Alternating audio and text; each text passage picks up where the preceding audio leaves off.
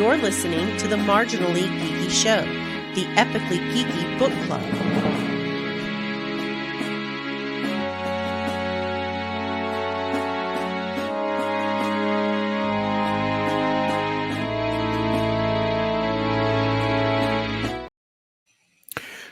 Greetings and welcome to the Marginally Geeky Show. I'm your host for the evening, Eugene Stevens. Tonight I'm joined by my friends Shaun and Ray. How are y'all doing? Cheers. Good deal. Tonight we are discussing Freedom, TM, the sequel to Daemon, which we discussed last month. So if you have not read Daemon, and you, first off, if you didn't read Daemon and you read this book, you have no clue what's going on. But definitely go check out our other episode to get the first part. So tonight, like I said, we're reading and discussing Freedom, TM. It is just the three of us again because the ladies were not going to be down for this book. This book is the part that had the more graphic stuff that I specifically remembered. There was stuff in the other book I didn't remember until we got to it, and then I was just like, oh yeah, there was some of that in here too, but nothing like this book. This book has some rough scenes. So anyway, I think, did we count last month as your pick and this was my pick this month, Shaun? Or I can't remember. Anyway, yeah, Shaun and I basically said, hey, we colluded. We're like, hey, listen, we're going to do this one, do the sequel the next month. So anyway, it's basically our pick, however we did it. So, like, why did you guys pick this book? Oh yeah, there you go. We picked this book because it's a fantastic book. It's the sequel to another fantastic book that we both really enjoyed. And hopefully you enjoyed as well. I know your only reservations about the book last month was the fact that it didn't really have an ending. Like it just, if that had been it, if that was the only part of the story we got, I would have been like, what? What's happening? We need more.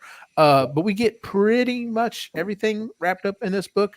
There are a couple of stray things that this last time listening to it, I thought I was like, there might be worth something going, back to the well on this one. So, so in this book, like I said, is a continuation of the first book. This book picks up pretty quick after the last book. The world is basically going to shit. It is most of it is caused by the Daemon. The Daemon is a program that's been unleashed by Matthew Sobol, who died. And it was in the first book, we really get this idea that the Daemon is there to basically just kind of sow chaos and burn the world down. In this book, on the other hand, we start to find out, yes, he's trying to burn the world down, but he's trying to do it to save us. And this book is honestly the reason why I wanted to suggest the book for this group, because like I said, I know Jen and Chris would not, some of the rougher parts they wouldn't be able to get past, but a lot of the ideas that this book puts forward about being in small communes and like locally sourcing food or locally sourcing materials, like instead of having these monstrous, supply chains like we have, which pretty much fell apart during COVID. COVID was a very good example of why these long supply chains don't always work. It's this kind of, it's almost like the hippie idea of how the world should work, but actually applying technology to it that would, in a way that might actually make it work. And so in this book, we follow all of our protagonists from the first book, our antagonists from the first book, and we see how they continue to interact to not only, in some cases, when they originally, in the first book, they were trying to destroy the Daemon. Now they've joined the Daemon, and in some cases are flat out trying to save the Daemon. And so that's the kind of the premise of this book. As I've already mentioned, I adore this book. I love this book. I love it and the first one as well. And when Shaun and I both talked about, when we somehow or another we got onto a conversation about Daniel Suarez, and we're just like, you like Daniel Suarez? And we just start going through and we're just like, yes, all of his books are great. And so we were like, yeah, we have to start going down this road. So Shaun, initial thoughts. As much as I like the first book, this second book, and it was almost a totally different feel for this one, because it's a rebuilding. and you see the motives behind Sobol's work, and a lot of rich character development in it. And the use of the technology is so organic. Like he uses it so well, like rating people. Like everyone's walking around with AR helmets on the dark net or whatever, and you like if someone's a jerk to you, you rate them, and like you have a social little cue, like everyone sees it. It was such a cool idea, and I don't know how well it would work in real life, but I'm thinking Black Mirror. Okay, yeah, Black Mirror did take that idea to an extreme. So before we go down that rabbit hole, because that's definitely a rabbit hole I want to go down here in a second. Ray, what were your initial thoughts? So again, I'm glad that this book existed, because if it was just the first one, then I'd be telling you guys you had terrible taste in books. Overall, it was good. Like I enjoyed it. I enjoyed the technologies that they introduced, and the social pieces as well. I can get behind and really support. So, yeah. All right, so let's kick back on this idea. So, like you said, everyone's walking around with AR helmets, and you literally can see a rating. Glasses, yeah. Great glasses. Not friggin' Apple goggle things. No, not the Apple. Yes, they actually. I'm looking at Eugene and I'm thinking helmet. Like he's got that big thing on his head. So. Yeah, I'm having to borrow my boy's headset right now, so this is definitely more of a gaming headset.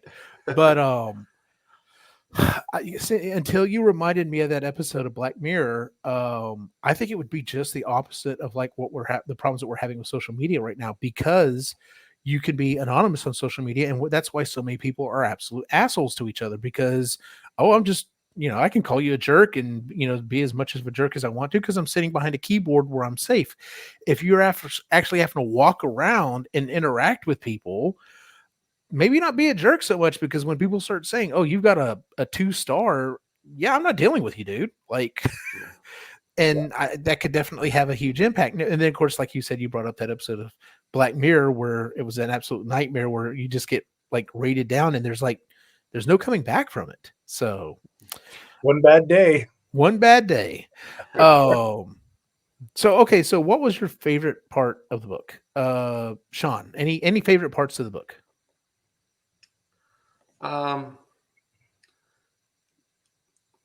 There was a lot of good parts. I did like what's his name now? It was near the end of the book, and what's his name? The Burning Man. Oh yes, you're taking my. I know exactly what you're gonna say. I'm drawing a friggin' blank. When he's taking on Loki. Or are you talking about when he's in the town? Because both of those scenes are fantastic. I liked. So, okay, what's his friggin' name? It's gonna bother me. I'm looking it up now. I know I can't think of his name either. It's near the end. Roy Merritt. There you go, Merritt. Okay, so when Merritt's avatar, both of them, when he's taking on for like helping out the town, so it's basically all the programmers that are in this new society have gotten together and created Roy Merritt, a tribute to the Burning Man, because they respected him so much, and donated their points to he becoming like a 200 plus paladin kind of guy, and just basically helping people. Like he's got access to like all the like weapons and the satellites and stuff, like the drones, and he asked for people, okay, point to the guys that are hurting you and I'll take care of them, kind of thing. It was so cool. It was so well done. But also being like, if I find out you're lying to me, I'm coming back at you too, right? Like it was, yeah. Like you can't point to someone without consequence if you're lying, kind of thing. Like it was so well written too, like how it was done, like the forethought of putting it into it. And then that second scene where he's confronting Loki and you have to stop. All right, I'm gonna have to take away your power and all that. Didn't kill him. No, Okay, I'm gonna reduce you. You need help, kind of thing. You were a great warrior for our cause, and Yeah. and then he immediately gets all the power back by other people Willing upvoting. to donate theirs. Yeah. Yeah. Just donating it. Like those scenes with Merritt, well, the hologram of Merritt or whatever, avatar, I guess I should say. It was like the rest of the book was great, but those specific scenes are the ones that stand out in my head. And see, I could see if we did create a system like this, I could see someone coming up with an idea. We need a protector that we can call on that could have access and grant access to this stuff. But then, okay, so another technology that is not fully realized, but we are definitely getting there, is this idea. So there's this scene where um, these mercenaries are captured because they're attacking these people on this farm, and they capture these mercenaries and they strap the one down, and we kind of see what's happening. We see a little bit of it in the first book, but we really see it in the second book, where this guy is from, I believe, Russia or Ukraine, and he's just like, well, yeah, I'm not going to tell you anything, and it's able to do infrared sensing and stuff on his body and literally tease out, like, it's literally like, is the first letter of your name A, B, C, and it keeps going. When it gets to I, it's like, is it I? It is I. What is the second layer? And he's just, as it's doing this, he's like, there's nothing. I can't close my eyes. I can't do anything. It is going to pull the information. And then he's like, application, is this the word application? He's like, I'm on the losing team here. I've got to get on the winning team quick. But I mean, that is a technology that I've heard about. Like there have been, studies and stuff. They've like done facial recognition stuff on people and brain scans, and they can tell when you're going to lie before you do. Like there's something that triggers in the brain. And so like that's something that hasn't fully come to fruition yet, but we're on the cusp of it. But once again, like we talked about in the last episode, Daniel Suarez is really like the heir to Michael Crichton, because he's taking these technologies and seeing where they're going to go, and incorporating that into, like you said, the Roy Merritt thing, because it says whenever, so the scene is the town's getting burned down. It's literally their darkest hour. And then these 5 or 6 balls come down. Now that was definitely future tech that I don't see anything close to right now. But had he written this book closer to now, they would have been drones. They clearly would have been drones. Yeah. And instead of maybe 5, it would have been 50. So even if they start shooting them down, they wouldn't be able to get all of them. And he actually has another book about drones, which is scary as hell. But anyway, but yeah, and it even says, if the bad guys, surrender, you must not target them anymore. Yeah. And like you said, we will be checking afterwards to make sure that you weren't trying to punish these people further than what they deserve. But yeah, that scene is so fantastic, where you see him walking through and just, oh God. And then, like you said, the scene with Loki, the fact that you can only see him with the glasses, and it's just this ghost, this ghostly ethereal hero come to save everyone. God, it was awesome. Such awesome scenes. Hey, Ray, any other scenes in particular that kind of stood out to you? So I did like those ones, but and those were going to be my choices, but Shaun stole them on me, of course. So the only other one that I was going to bring up was when the Major meets the German. Yeah. Oh God. Yes. Okay, so let's talk about that.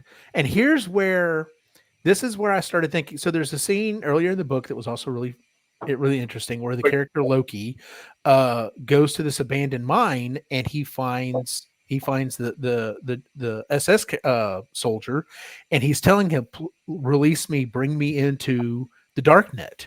And he thinks about it, and he's like, fine, sure, I'll bring you in. And he's just, because he tells him, he's like, listen, you have no one. All you have are your robots, and they can only do so much for you. He said, I can be there for you. Just tell me what you need.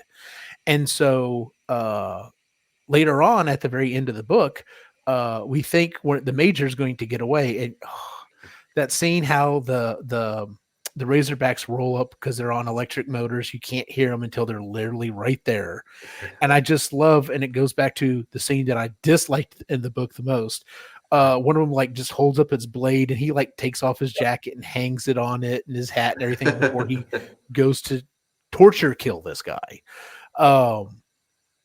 Some of the other scenes in the movie that are in the book that I really like.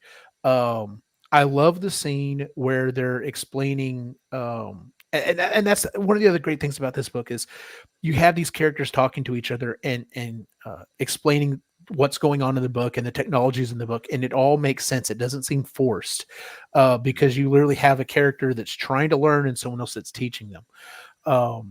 But like the farmer, I can't remember the farmer's name, but like when his daughter is explaining to him, about this new system they have or whatever, and then whenever John shows up in Greeley in the small town and he meets the farmer and the farmer's completely converted and he's like, oh yeah, we have these small factories over here that are, it's basically like, once again, he was too early to know about the technology coming.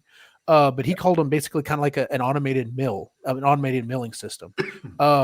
Yeah, those are CNC machines. Like he's literally describing CNC machines and 3D printers and basically combine the two so that you can take raw materials, put it into this thing, and it will put out pretty much anything that you can imagine. You put in raw metals and it will CNC whatever parts you need. You put in, raw plastics and it will produce these items and stuff. Those things are all like, we're almost there. We are probably a decade away.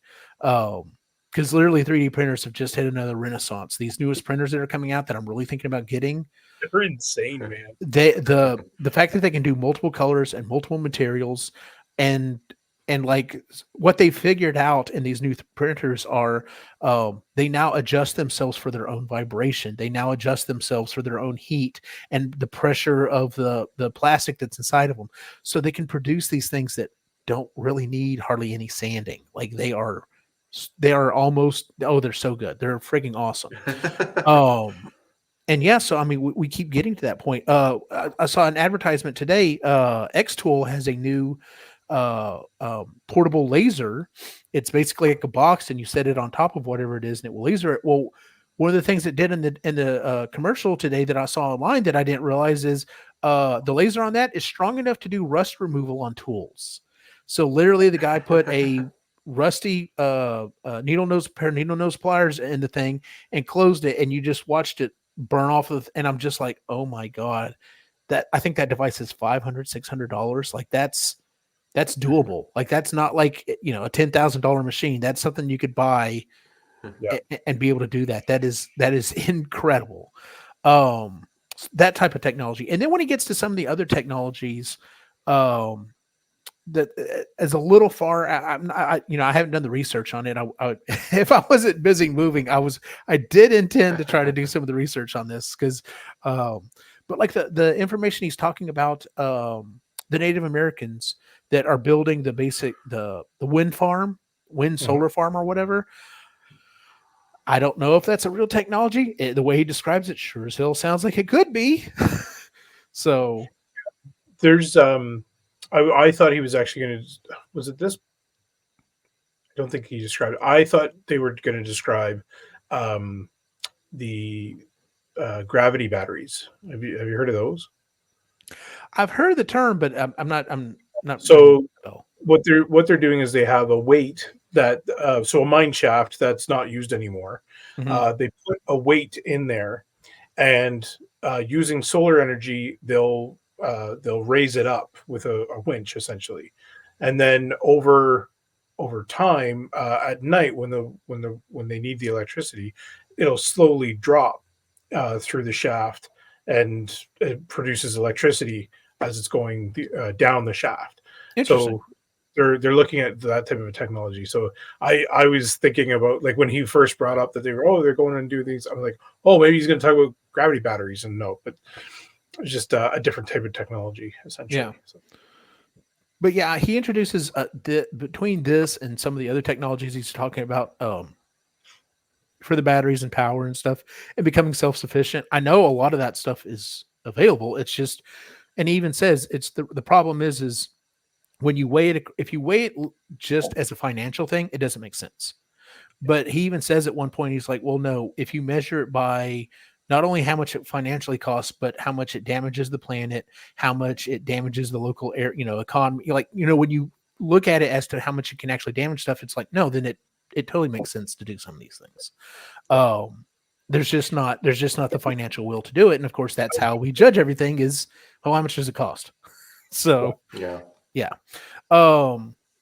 Yeah, like I said, I love a lot of the ideas in this book. Like, I'm definitely not a crunchy person. I'm not thinking about moving to a commune or anything. But I'll be honest with you, if like my city was like, hey, we're going to try to start becoming more self-sufficient, and we can produce enough power and produce and stuff like that here, and not have to get off of, even if we did it as a country, even if we could do it as a country and not have to, depend on a lot of, the global ecosystem as much as we do, I would be all for that. I mean, I just like the idea of becoming a little more self-sufficient, but so, least favorite parts of the book. There's one I can think of. So for me, it was the mutilation of the bodies. Oh, are you talking When about specifically the torture scene? No, you're I'm talking about like the head in a jar kind of thing. Okay, Yeah. yeah, that was pretty rough. what they were, yeah. I'm gonna agree with you on that one more because I know Eugene's thinking more of the Loki torture Yeah. scene, which was brutal, Yes. but at least that one came like Loki wasn't innocent. No, he wasn't an innocent. No one deserved what he got. No. And they fixed him up pretty good, and he became the Darth Vader of the story, which was kind of cool. But yeah, the other scene where they like kidnapping Darknet agents and just lopping off their heads and like using their eyeballs and stuff like that. That was pretty gruesome. That was more gruesome to me as well than chopping up Loki and making it very painful. Yeah, see, the Loki at least scene, he survived that. True, he did survive that. The Loki scene, though, is one of about 2 or 3 different scenes in some different books that I like. It gets to me every time. That one, there's a scene in the Dark Tower where a character's forced to basically kind of do the same thing, but to himself. It's rough. So the scene we're talking about is Loki is captured by the Major, and in order to steal his identity, but also prevent him from continuing as a Darknet agent, he literally snips off all of his fingers, removes his eyes and his tongue, and so he's basically like, "There's no way you can communicate with the Darknet. You're basically just a puppet for me to mess with if I still need you for whatever." The following scene after that was the first time that we could see what the SS officer could do.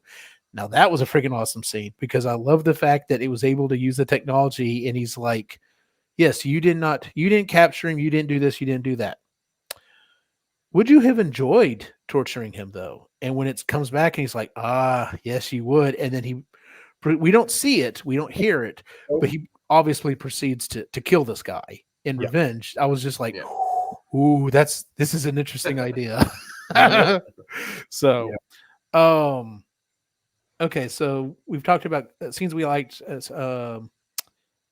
So we've already kind of touched a little bit of it, and we already talked about it on the previous book, but and you've already mentioned a little bit, Shaun. The writing is just, I love the writing in this book. I love the writing on all of Daniel Suarez's books, but you were also right that this book just feels, even though it is a sequel, feels completely different than the first one, because the first one is so much because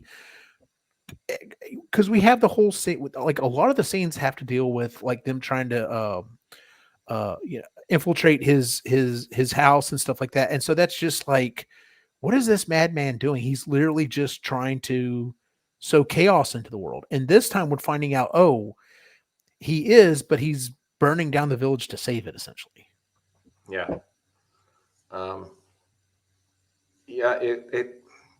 It felt like a totally different book in a series.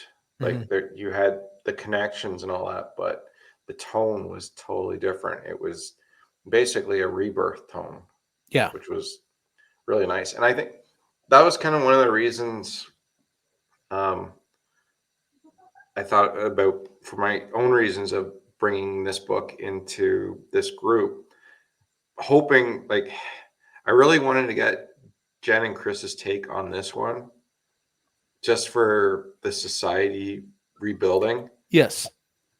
But yeah, you can't have one without the other bits. And Yeah. so I get it. And like, I've talked to Chris about the different technologies, and she said she would be very interested in those things, but she's not interested in the cost. Right. No, absolutely. Yeah.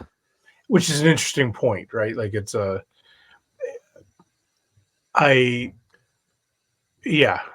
an So interesting. she doesn't like omelets. Yes. She doesn't want to break the eggs. Someone else has to break the eggs. Well, but even that, like, it's interesting. The question posed within these two books is very interesting. Is how far do you have to go in order to create a new system? And it's a shame that the people in power would push you to go as far as they will. Yeah. And okay, so we're going to get to this in a second. There's one more scene, and I thought about it because of what you just said, Shaun. The very end of the book. I love the very end of the book. I love that it literally brings him to the Sky Gate, and it's, you know, the three Hories basically say only he can enter, and it's Matthew Sobol, and he literally is just like, you know, I apologize that I had to destroy you and take everything from you, but I needed you to go on this journey, and so I need you to tell me, after everything you've seen and done, was I correct? Should I turn off the demon? Yes or no? And like literally, he has the entire weight of the future of the world. And he's literally, because of the demon, he lost his marriage. He lost his kid. He was literally killed. He was an outcast. But then he saw how this world grew up. And it's like, not only did you see mankind show you the best of itself, you've also seen the worst of it. Do you think it's still worth it? And he had to say yes. Yes, Yeah. do not destroy the demon. Keep the demon. And I do think it was awesome that literally pretty much like the last line is, he gets a message from his son. He's like, Dad, Yeah. I've been told everything. Like, Yeah. As soon as you can, let me, I want to talk to you. And I'm just like, at least he was decent enough to be like, okay, I'm gonna kind of repair things a little bit. So, okay, so let's see here. Talked about the writing. The reading, of course, is fantastic. Again, this is a great voice acting. Well, it's another performance, right? Like, it's Yes. Yeah. the voices that he's come up with, you can't tell it's the same guy sometimes. So Yeah.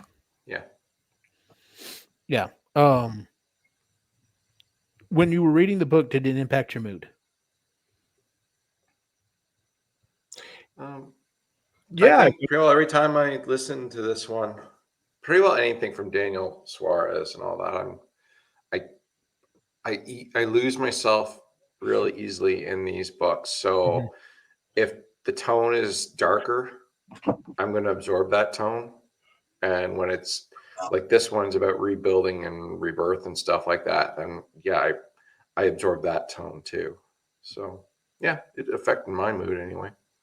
And I would agree with that. Yeah, I would agree with that. I'm in the same boat where the revenge pieces were like, fuck yeah, and and the hopeful.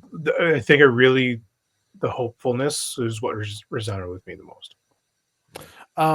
I was in a very special place when I read this book because, like I was telling the guys before the episode, I literally earlier this evening, my wife and I signed on our old house. So technically I'm homeless right now while my new house is finished being built. But it's just, there's a lot of change. I've been living in my previous house almost 19 years. It's almost half of my life. That's a long time to live in any one particular place. So, I was going through, and there's been a lot of tears. There's been a lot of anxiety.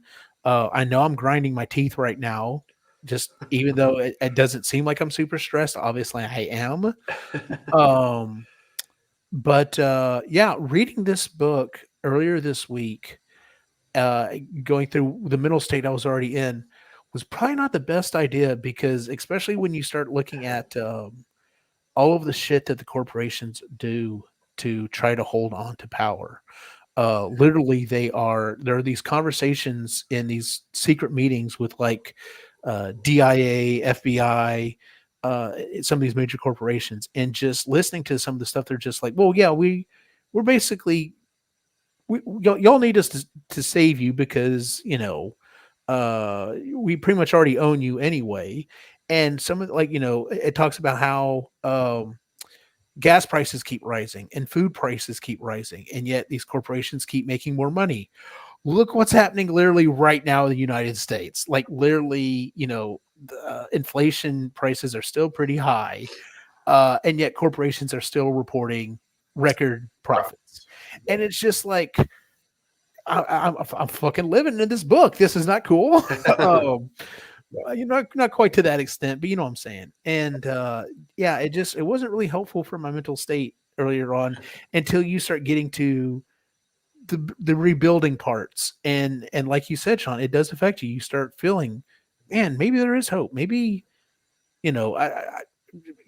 I do honestly think human beings generally are good. I really do think people, probably 95% of the population, honestly, just wants to have a job they can make enough money to support themselves, a home, and be able to kind of do what they want to do. Like they're not looking to be rich or powerful. They just want to kind of live a decent life. And then you have those that 5% of assholes that pretty much ruins it for everybody.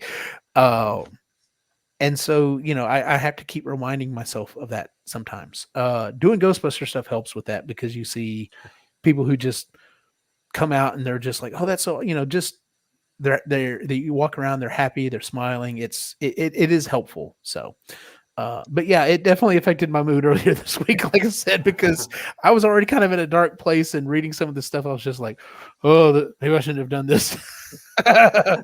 So, you're reminding me of one other favorite part that I do remember now. What's that?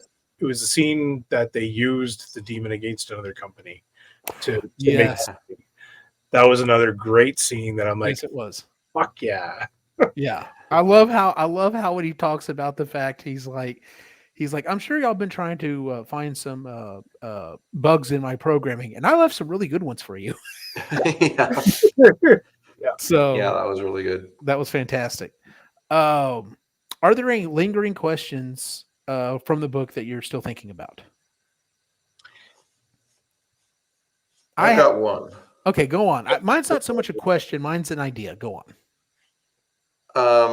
So the Daemon isn't sentient. It's not AI, right? Anything like that. It's just a very sophisticated what if.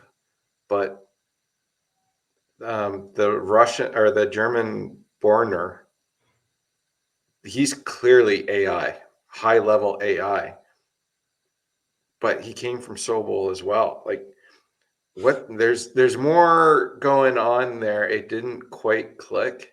Like, and then you're telling me that Sobol had enough time, like even with those two other guys, to like generate the demon and also hidden Borner as well, the German Nazi that is a total AI. It is self-aware. So that was the one thing that was like, I can understand like one really sophisticated computer program put together by three guys, but two, but yeah, two totally opposite. Yeah, that was the one thing. And I'm with you, Shaun, because that. So first of all, my question would be, did Sobol intend for him to get out?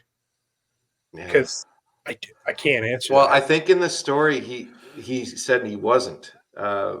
See, I thought he was, because in the story he even says, like, whenever Loki's thinking about it, he's like, damn it, even Sobol even thought about this far ahead. Sobol probably figured out that whoever he picks is going to be an outcast, like me, and I'm not going to and doesn't have anyone like Right. me.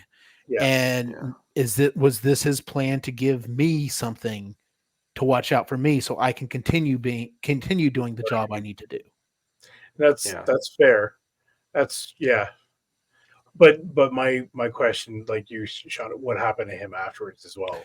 Okay, so that's where this is the only reason I would want a third book. This is the only reason I would want him to go back and do a third book, because I'd want to see a little further down the line what happens when, like, because Warner even says at one point, he's like, I have to do one thing that you say. Like, if you say I have to help you when you're killed or whatever, I'll do it. And so he basically got back at the major for Loki. So is he completely independent now? Which means, what is he going to do? And would Roy Merritt have to be called in to deal with that? And that's the only thing I'd like to see. I would like to see a future book where we have to see whatever the hell Warner's doing and whatever the hell Merritt does, and see that confrontation. That's the only thing I'd like to see as a book.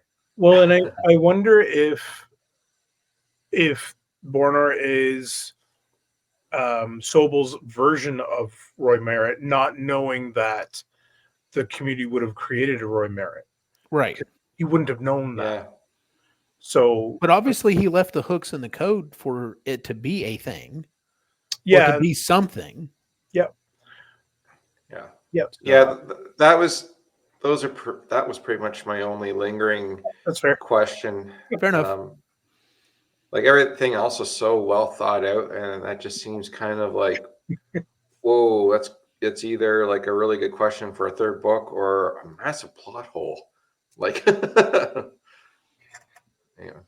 not to think too much about it. I know, right? It's such a good book. You don't want to like try to pick at the little things on it. So, would you recommend this book? Obviously. Yeah. Shaun and I colluded to make sure that we did these books back to back. So I would suggest knowing your audience. If you so like Lewis has read all of Daniel Suarez. I think he's read all of Daniel Suarez's. I think there may be a couple he hasn't read yet, but when I recommended it, like I knew he would be into this, and he of course started listening and ran with it.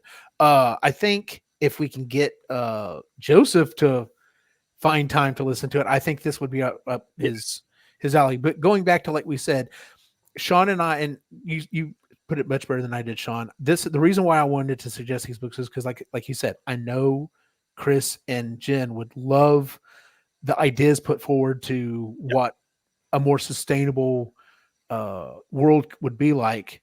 There's a lot of roughage you gotta get to it, though. But maybe this story in like an essay form or something. Yeah, there you go. Sure, no problem. So, we've already kind of talked about the narrator. Any particular themes or anything in this? Like it's just such a good hope. It is honestly a hopeful story. There are some really dark parts, and it does get pretty dark at the end when they start like attacking the small town, and you're just like, could this actually happen? But it's just like, yeah, because I live in the middle of Texas. Like, fucking Nebraska might as well be Antarctica. It's so far away. And, not that I'm not one of those people that thinks all news is fake news, but I mean, that was one of the other scary parts in the book is they uncovered Angie Anderson, quite literally recording this before anything ever happens about the Cybergeddon, I think is what they called it, and how they were going to sell them basically shutting down the world economy as, well, this is what really happened. And it talks about, like, they even were hiring mercenaries to dress up as people they were fighting, so they could record them going, oh, they're the ones destroying the towns or whatever. It's these gangs of drug dealers and stuff. And it's just like, oh yeah, that's another thing. Let's see what's talking about in this, because right now the US it's a election year, so the border's a huge deal. And it's just like, That's what I'm saying. It was not reading this book again. Probably right now this year was probably not a good idea for me. So,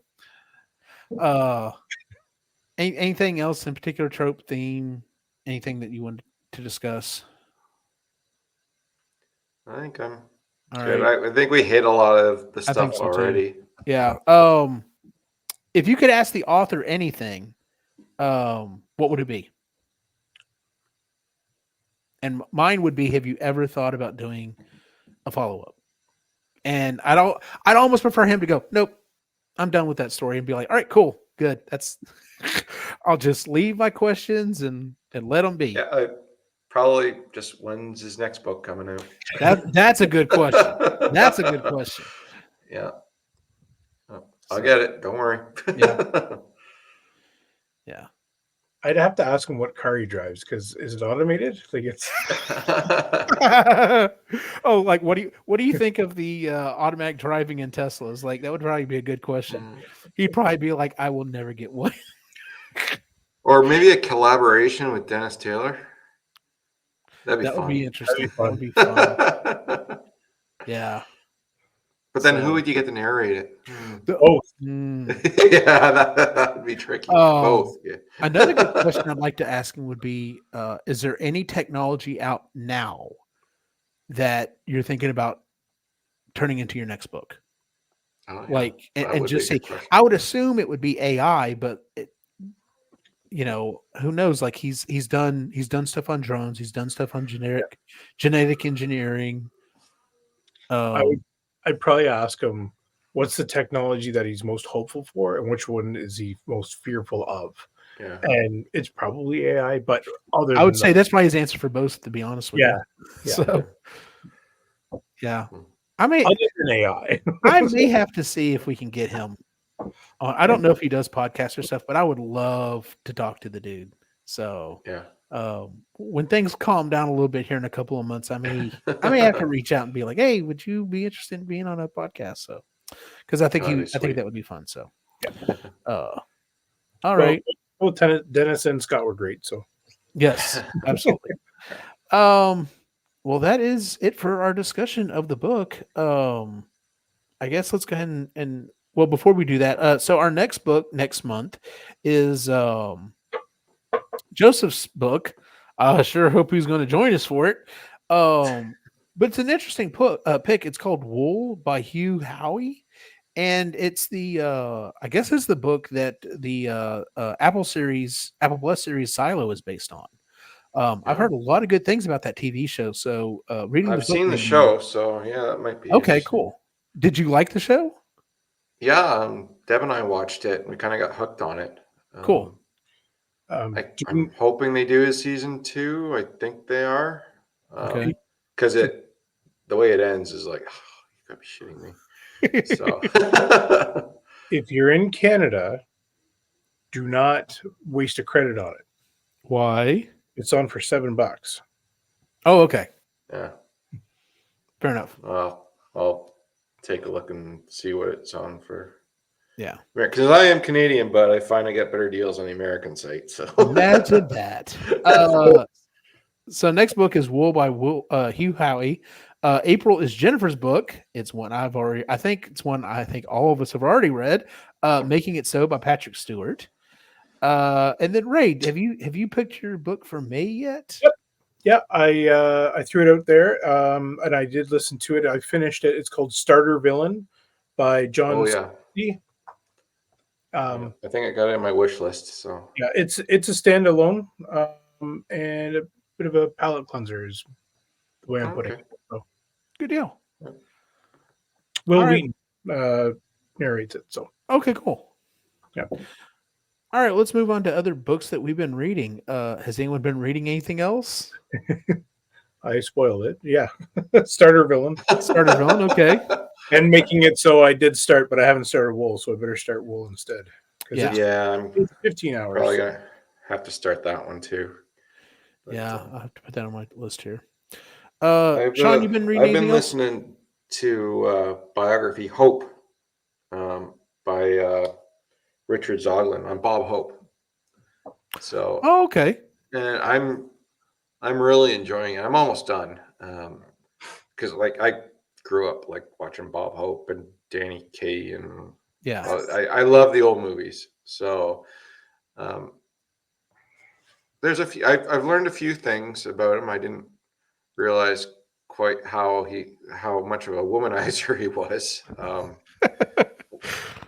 A woman in every port, apparently. So, but anyway, no, it's a really fascinating listen to, and the narrator is really good for it. He does a pretty decent Bob Hope impression, plus like a really great Nixon impression and stuff like that. Because Nixon and Hope were really good buddies, and like Hope's been friends with most presidents on the way up. So, no, I'm loving it. It's great. I'll probably listen to it again in a few years. So Nice. So I have listened to, there was a highly suggested book series out there that I started listening to. I bought the first book, and then like books 2 through 4 or 5 were free, and then you could buy 6, and then like 7 through 10 were free. And I thought, man, I'm gonna run through these. It's the Silver Ship series. I have finished book 3. It took me a while to get through book 3. pittering out. I don't know if I can keep going with it. It's not that it's a bad series. It's just, it is very much the series of, it starts off as one thing and becomes something else. And it's very much, well, this, a person and becomes, he gains power, and he's trying to figure out what to do with his power, and he's trying to use it for good to help save people. Well, then he gets, a collection of other people. And it's very much management of, somewhat resources and stuff like that. But whereas I really like that type of thing in like the Bobaverse books, and I really like that type of thing in like the Outland series, and even the Ishmael books. Like, even though Ishmael is very much on a very small personal scale, Bobaverse is very much on a huge scale. Same thing for Outland. This would technically be on an even bigger scale, but it's focusing too much on the setting up of like the government and policies with some of these other civilizations and stuff. And it's just it seems very dry. Like, there is some space battle stuff in it, The but Galactic Senate. it's It's a Phantom no, Menace. I enjoyed the Galactic Senate more because I had some more stake in what was going on in the Galactic Senate. This, I'm just kind of like, okay, so yeah, we're building a new civilization, and we got to talk about how we're going to deal with this and that, and can we get back to exploring? Like, so I don't know. It's not grabbing me. I'm not giving it up yet. I'm taking a break, and then I may try book 4, and if book 4 doesn't grab me, then I'm out. So. Because like I said, I think 5 is another one I would have to buy, either 5 or 6. And at that point I can decide, no, this series just wasn't what I was hoping it was going to be. So One last thing before we, sorry, I kind of liked doing this last time, so I'm going to recommend or do it this time too. I did ask Chat GPT about book recommendations. If you liked this book that we listened to, what would it recommend? Obviously, it recommended Daemon. well, I hope so. Yeah. Snow Crash was another one. Yeah. Neil Stevenson. Ready Player One, obviously, Ernest Cline. The Circle by Dave Eggers. And Little Brother by Cory Doctorow. I like Doctorow's writing, so that one might be interesting. So those were the 5 that I had recommended. I've read 3 of the 5, but hadn't even heard of the other 2. What was the second to last one? Circle? The Circle by Dave Eggers.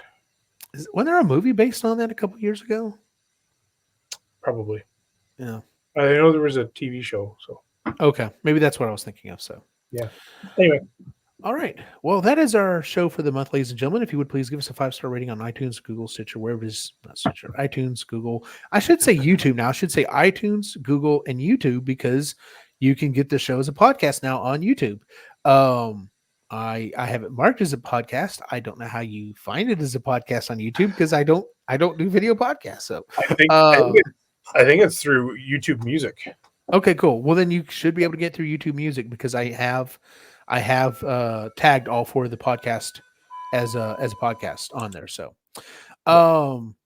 you can find us on epicallygeeky.com, where you can find all the shows we do, including Creatively Geeky, Epically Geeky, and Sustainably Geeky. Jen actually just put out an episode. When this comes out would have been the week before, about where food comes from, which is actually really interesting.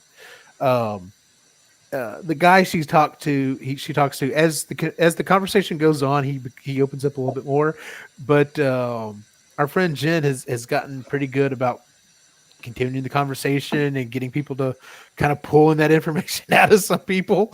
Cause I could definitely tell she was struggling a little bit to get him to, his answers were fairly short at first, but then as he opened up and, went on, it was better. So it was just kind of funny. I need to shoot her a message and just be like, so, how'd that last interview go? And then you can find us on social media at Epically Geeky on Facebook and Instagram. Where can we find you online, Shaun? Your favorite broken toy on Instagram, spelled the Canadian way, not the crazy American way, and usually screwing with Wikipedia. And I might have to take up seeing if I can bugger up ChatGPT as well. We'll see how that goes. Confusing AI, I could probably do it. Nice. Ray?